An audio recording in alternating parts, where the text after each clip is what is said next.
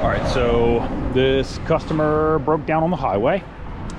So let's verify the complaint. They said that it would not start. Let's grab the key and then let's try to start it. All right, so a couple things I notice here. I don't see this doing nothing. I see nothing. It does crank over, sounds fine. So a couple quick checks before I start getting out the big equipment. First thing I'm going to do is let me just see if it reacts to some added fuel. Let's put you down. We're going to spray just some cleaner. Spray that in there. We're going to go back,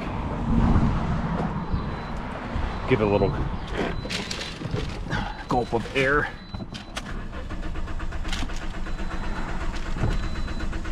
All right, made no difference.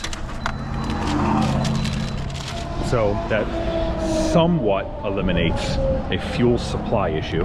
So next thing we're gonna do is let's pull one of these coils out here. This one looks suspicious to me, but let's pull out that one. Are you serious? There we go. Let's pull out this one. Let's do a spark check. Okay, I can't get that out with my fingies.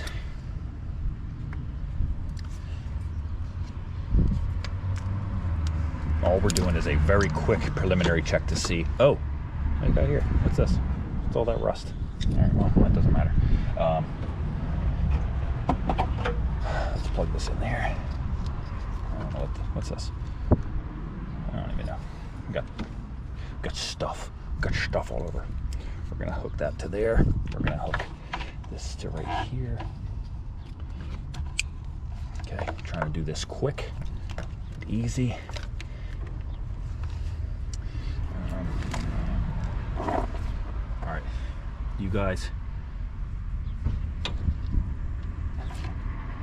watch this, okay?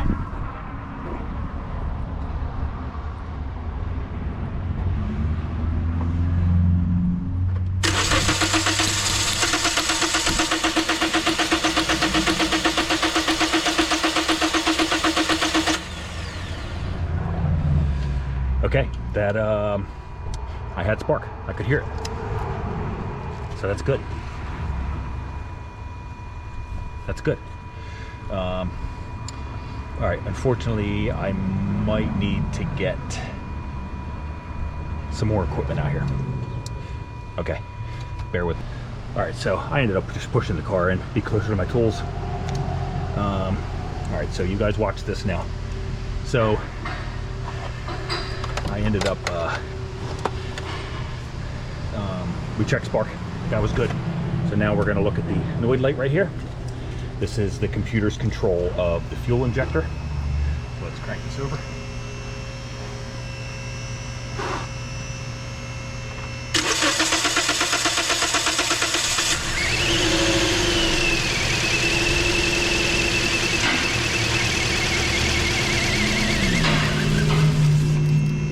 All right, well, how's that work? It started. All right, let me put the air cleaner. I put the air cleaner back together. Let me try starting it again, but we did see this flashing.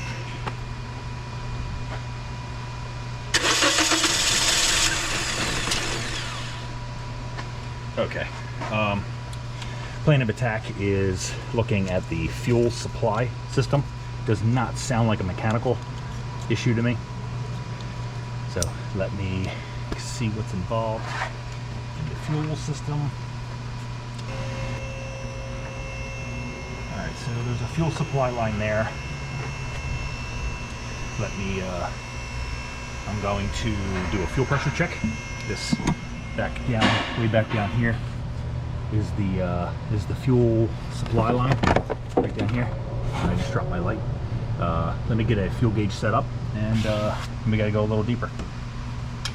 All right, so I ended up changing up my diagnostic path here. It was easier for me to just rip the back seat out. There's just a hook here, and then there's just two like push things. You just lift up. I mean, I'm strong, so I almost ripped the entire floor out. Just kidding. Just got up in there with like a panel popper, and then the seat comes up, and then the fuel pump is located right here in the center. I took this cover off. You just kind of undo that, and I ended up adapting my fuel gauge right there for my fuel pressure. I'm leaning toward a fuel pump, so this is kind of what we're doing. But what I did is I cranked it over, and you probably can't see that, but I have no fuel pressure. It's still cranking. So the next thing that I have to do is let me get my thing set up here. As you can see, there's no fuel pressure. That's where it is. So I have my 4-amp test bulb, test light, and I have to go in pins 4 and 5 right here, which are this white black right here. That's the ground, and this where is it? Right here. And then this green wire. And if when I go to crank it, if this lights up, we know we have a good power and a ground to the pump. We have no pressure, so that means that the pump is most likely bad. So let me crank it over.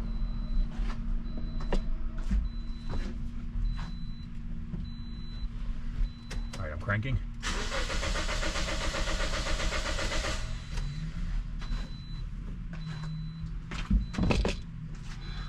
Okay, we had a good light. That means we had good power and ground to the pump. We had no pressure, which means the pump is bad.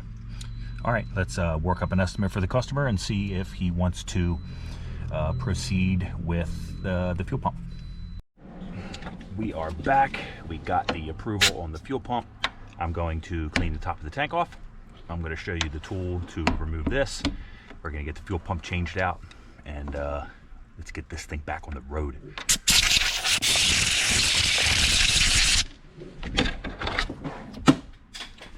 So on this particular model, there was just the fuel line was like this, which we did when we did the fuel pressure test. All I've done so far was take my fuel gauge off. This just snaps in there for keeping the pressure line. This is a returnless system. This is the evap vent hose, or evaporative emissions hose. So we'll get this.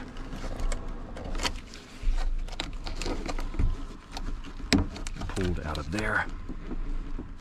Then this just slides off. Okay. There's that. We'll just kind of, we can kind of leave that in place. Now, I mean, I guess if you don't have the correct tool, you could always use like a pry bar or something along those lines. But on this model, I picked up this like a universal type thing. I'm going to use this. So this just kind of sits just kind of sits in the channel of the lock ring. Whoop, hit you. Okay, that was pretty straightforward. Alrighty, I'm gonna see if I can tuck this. There we go. Tuck that over there. Now on this particular model, just remember, note the orientation. This was kind of back. There might be, I'm not sure if there were like specific. Okay, so I just saw that this was hitting the fuel pump. They don't make this very friendly.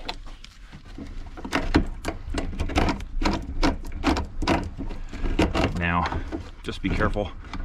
Most of the time when people need a fuel pump, their fuel level is like 112%. So this one's not too bad. This one looks like it's about half. Just be very, very careful. And I have a pan nearby. Let me go grab that.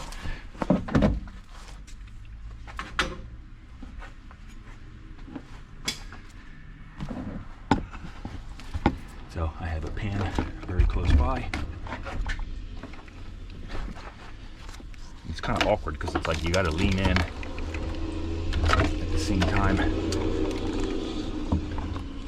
Okay, got that out of there.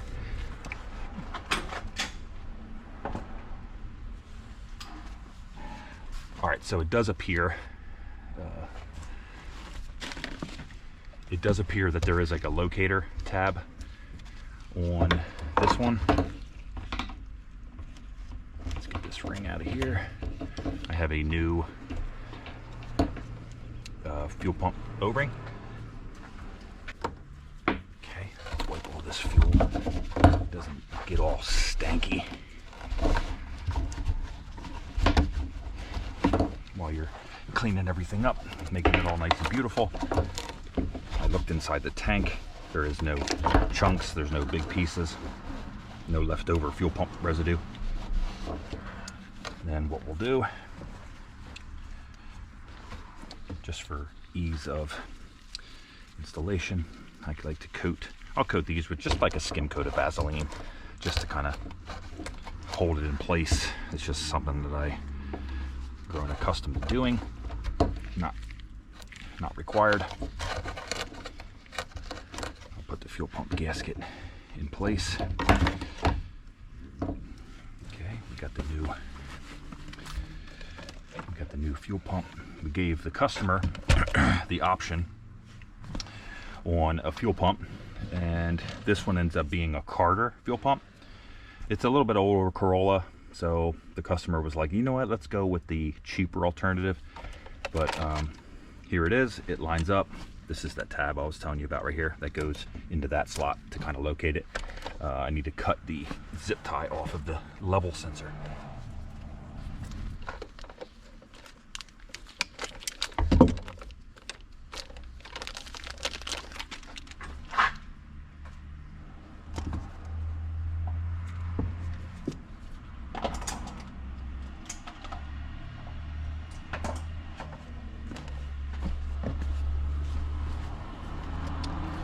Ready? Everything looks good. The sock is in place. Everything seems to be in pretty decent order. So we'll just be very ginger with it. The fuel levels sending units can be a little bit finicky sometimes. So just be careful you're not going in there and bending the rod and all kinds of stuff. But as you can see, with this pushed down all the way, it can still move a little bit, but the locator tab is correct. Just gonna keep pressure down.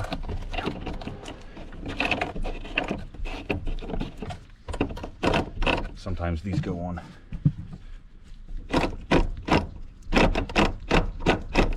Sometimes they go on easy, and sometimes they fight you. This one actually is going on nice and easy. I like that. Okay, I got this to the point where I can't go anymore. Let's pull those off. Let's take this before plugging in any lines.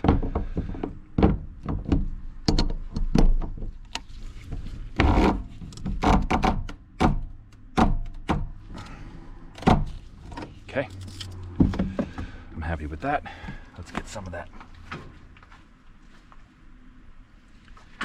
Some of the Vaseline, we'll just rub it on this connection, rub it on that connection, so that clips down.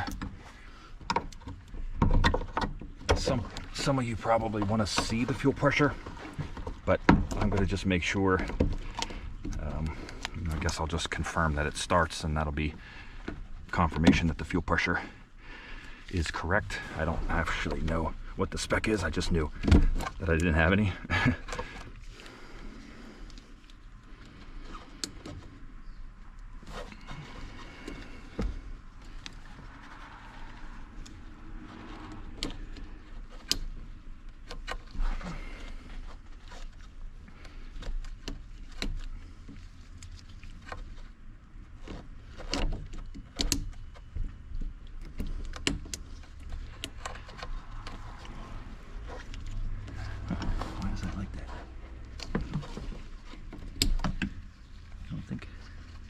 It goes in that way.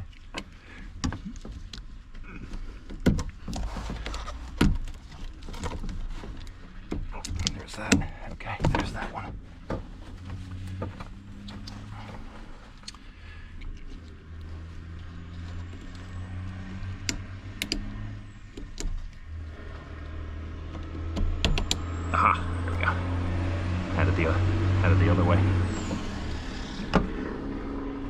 Okay, it's nice and secure. That's nice and tight.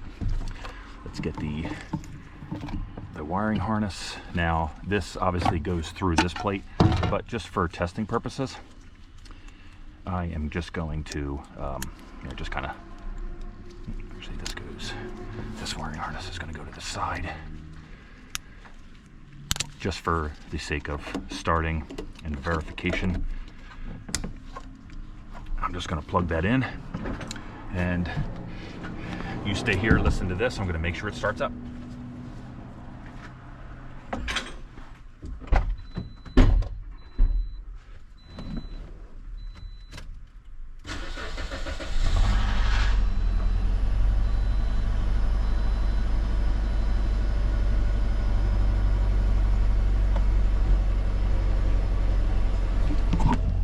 Just in case you weren't sure, we are running now. Everything started right up.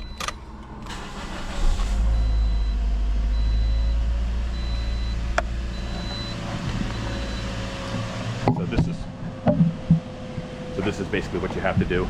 We got the seat, we got there. I'm not going to bring you along for this final part, but we just have to put this back in, reassemble. I'm going to clean all the crud out of the channel for the seat. I'll just blow that out. As you can see, there's a decent amount of stuff in the back there. And as you can see, we're running. All right, guys. So I hope this helps. This is a 2010 Toyota Corolla with the 1.8 liter. I went through the process of showing you checking spark. We checked fuel. We added fuel. We did get it to run, although it wasn't great. And we went through the process of checking the fuel pump. So I hope this helps somebody. Don't be necessarily scared of the repair, but I hope it helps somebody with just basic tools and basic knowledge. All right, guys. Thanks a lot. See ya.